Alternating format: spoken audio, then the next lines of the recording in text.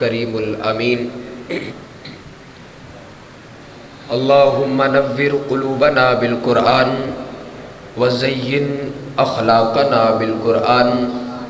ونجنا من النار بالقرآن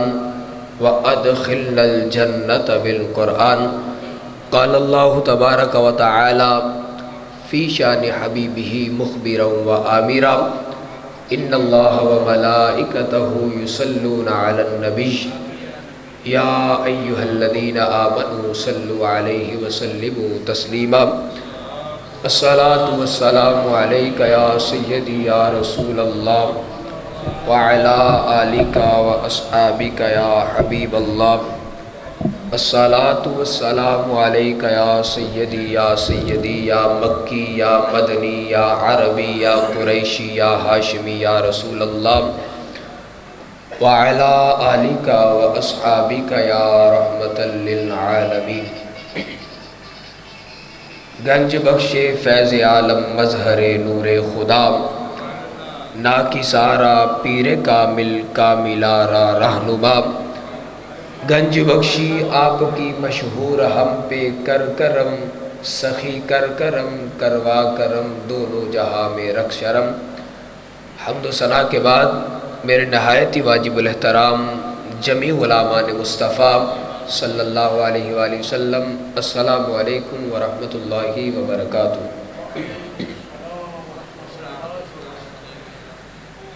اللہ رب العزت کا لا تعداد مرتبہ احسان بلکہ احسان عظیم ہے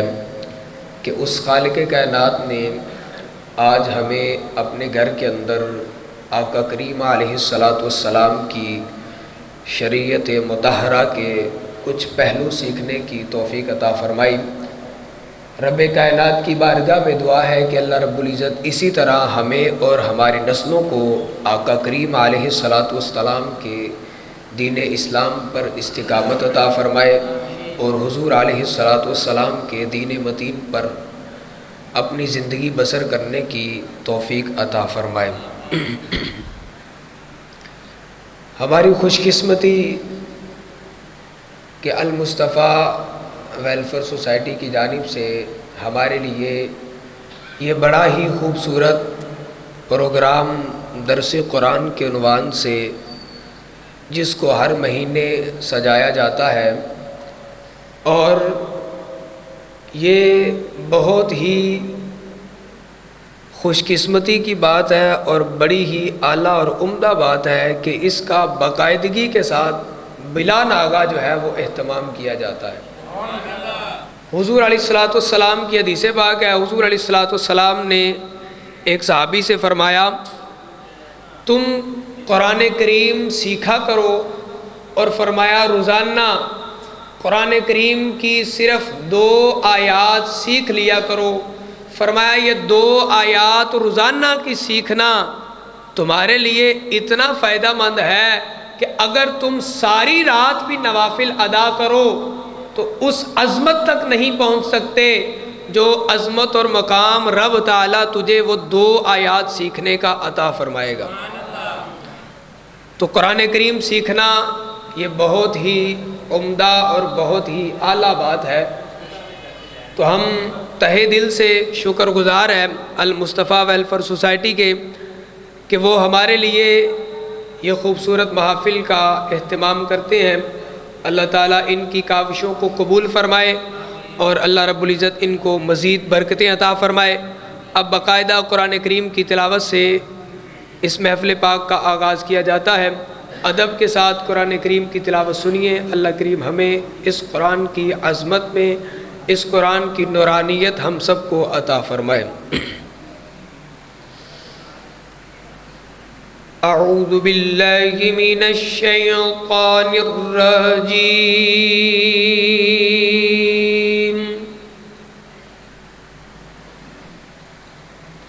بسم اللہ الرحمن الرحیم۔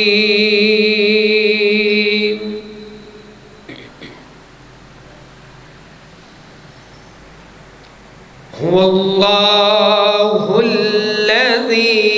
لا الہ إلا هو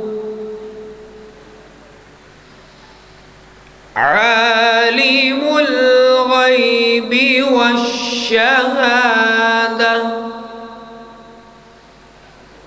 هو الرحمن الرحيم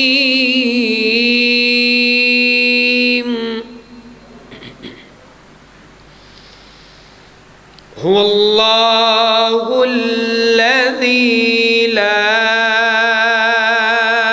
إله إلا هو الملك القدوس السلام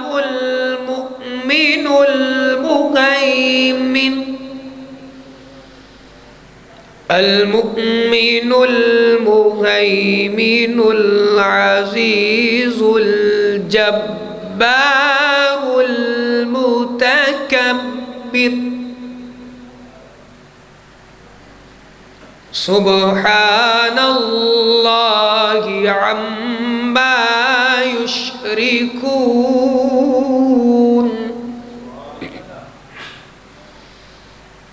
هو الله الخالق البارئ المصور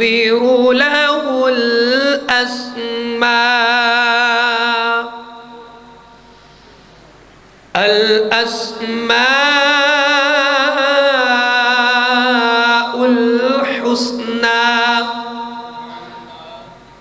يسبح له ما في السماوات والأرض وهو العزيز الحكيم آمنت بالله صدق الله العظيم وصدق رسوله النبي الكريم الأمين خدا کا ذکر کریں ذکر مصطفیٰ نہ کریں خدا کا ذکر کریں ذکر مصطفیٰ نہ کریں ہمارے منہ میں ہو ایسی زبان خدا نہ کرے قرآن حکیم کی تلاوت سے باقاعدہ اس محفل پاک کا آغاز جو ہے وہ ہو چکا ہمیں جس طرح قرآن کریم کی تلاوت ہم سنتے ہیں یا پڑھتے ہیں اس سے زیادہ ضروری ہے کہ ہم قرآن کریم کا ترجمہ جو ہے وہ بھی سیکھیں اور اس کو بھی سمجھیں تاکہ ہمیں یہ معلوم ہو کہ یہ نورانی کتاب اللہ رب العزت نے ہمارے اوپر جو نازل فرمائی آقا کریم علیہ السلام کے ذریعے سے اس کو نازل فرمانے کا مقصد کیا ہے۔ جب انسان اپنی زندگی کا مقصد حیات قرآن حکیم سے سمجھ لے گا تو پھر اسے قرآن کریم کے مطابق زندگی بسر کرنا اس کے لیے آسان ہوگا۔ لیکن ہم لوگ جو ہیں وہ عجمی لوگ ہیں، عربی نہیں ہے۔ عجمی کا مطلب ہوتا ہے وہ شخص جن کو عربی بولنی نہیں آتی۔ ہمیں عربی سمجھ میں نہیں آتی، عربی بولنی نہیں آتی، عربی کا ترجمہ نہیں آتا، ہم عجمی لوگ ہیں۔ ہمارے لیے ضروری ہے کہ ہم جیسے قرآن کریم سیکھتے ہیں ساتھ ساتھ ویسے ہی قرآن کریم کا ترجمہ بھی سیکھیں۔ مفتی احمد یار خان نعیمی رحمۃ اللہ تعالی علیہ آپ تفسیر نعیمی میں فرماتے ہیں کہ ایک بادشاہ اپنے کسی خاص وزیر کو ایک خط بھیجتا ہے اور وہ بادشاہ اس خط کے اوپر 2 چیزیں لکھ کے بھیجتا ہے۔ وہ کہتا ہے یہ کام کرو گے تجھے انعام دیا جائے گا، اگر یہ کام نہیں کرتے اس کے برعکس دوسرا کام کرو گے تجھے سزا ملے گی۔ اب اس خط کے نیچے یہ 2 پیغام لکھ کے نیچے ایک نوٹ لکھ دیا جاتا ہے کہ جب میری تم سے ملاقات ہوگی میں یہ تم سے خط واپس لوں گا، تو نے مجھے یہ خط واپس دینا ہے، اس کو سنبھال کے رکھنا۔ اب بادشاہ 2 پیغام اور ایک نیچے نوٹ لکھ کے وزیر کو خط بھیج دیتا ہے۔ وزیر وہ خط پڑھتا ہے، اس میں 2 پیغام لکھے ہوتے ہیں، کہ یہ کام کرو گے تمہیں انعام ملے گا، یہ کام نہیں کرو گے اس کے برعکس دوسرا کام کرو گے تجھے سزا ملے گی۔ اب وہ دو کام لکھے ہوتے ہیں اور نیچے نوٹ جب لکھا وہ پڑھتا ہے، وہ وزیر کیا کرتا ہے، وہ جو نیچے نوٹ لکھا ہوتا ہے کہ یہ خط کو سنبھال کے رکھنا، جب میری تم سے ملاقات ہوگی تو میں تم سے یہ خط واپس لوں گا، وہ وزیر کیا کرتا ہے، اس خط کو سنبھال کے رکھتا ہے، اس کے لیے بڑی خوبصورت الماری بنواتا ہے، اس خط کو بڑی ہی اچھی لیمینیشن کے اندر ڈال کے اس الماری میں سنبھال کے رکھتا ہے، روزانہ اسے نکالتا ہے، دیکھتا ہے کہیں خط خراب تو نہیں ہوا، روزانہ اس کو صاف بھی کرتا ہے۔ بادشاہ جب آتا ہے اس سے پوچھتا ہے بتاؤ میں نے ایک خط بھیجا تھا، وہ خط کدھر ہے؟ بڑی خوشی سے بتاتا ہے حضور آپ نے جو مجھے خط بھیجا تھا میں نے اس کو بڑا سنبھال کے رکھا۔ بادشاہ کو اپنے خط کی وہ تعریفیں سناتا ہے اور کہتا ہے دیکھیں میں نے اسے کتنی اچھی لیمینیشن کروا کے رکھا، کتنی خوبصورت الماری اس کے لیے بنوائی، اس خط میں ایک سلوٹ تک نہیں میں نے آنے دی، جیسے خط آپ کی طرف سے آیا تھا اتنے عرصے کے بعد ویسے کا ویسا آج آپ کو واپس دے رہا ہوں۔ بادشاہ یہ بات سن کے خوش تو ہوتا ہے لیکن اس وزیر سے پوچھتا ہے کہ بتاؤ اس خط میں نے دو پیغام لکھ کے بھیجے تھے، ایک تھا اگر وہ کام کرو گے تمہیں انعام ملے گا، دوسرا تھا اگر وہ کام نہیں کرو گے اس کے برعکس کوئی دوسرا کام کرو گے تجھے سزا ملے گی۔ بادشاہ پوچھتا ہے تیسرے نوٹ پہ تو نے بڑا اچھے طریقے کے ساتھ عمل کیا،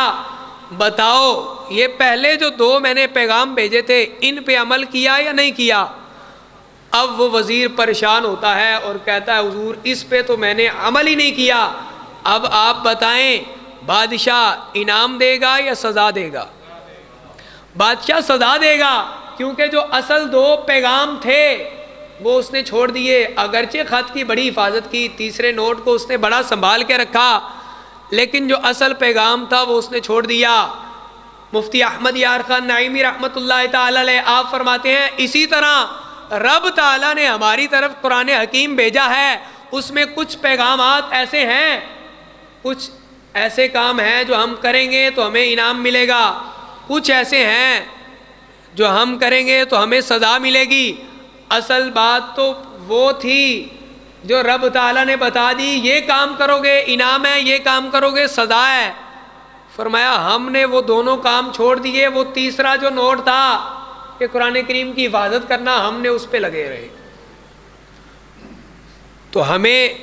اپنی زندگیوں میں غور و فکر کرنا چاہیے، کیا ہم قرآن حکیم کے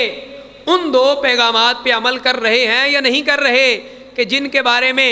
حضور علیہ الصلوۃ والسلام نے فرمایا یہ دو کام یعنی اچھے کام جو ہے جو قرآن حکیم میں جن کو کرنے کا حکم آیا